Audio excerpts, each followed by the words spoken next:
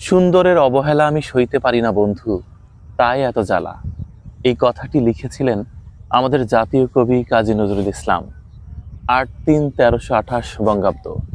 ১৫ জুলিয়াটলা street, কলকাতার এক ঘোর লাগা সন্ধ্যায় প্রিয় কবির প্রিয় বন্ধু মোতাহার হোসেনের হাতে নজরুলের লেখা একটি চিঠি এসে পৌঁছায়।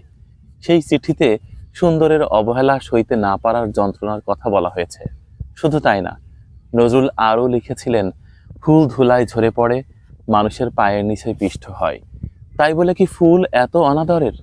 দেখেন, এই ফুলের পবিত্রতা আর সৌন্দর্যের কোনো ঘাটতি নেই, কিন্তু সময় শেষ হয়ে গেছে।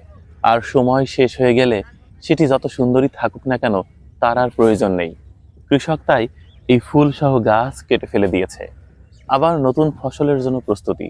মানুষের জীবন এরকম। আপনি যতই সুন্দর হন না কেন, যতই আবেগ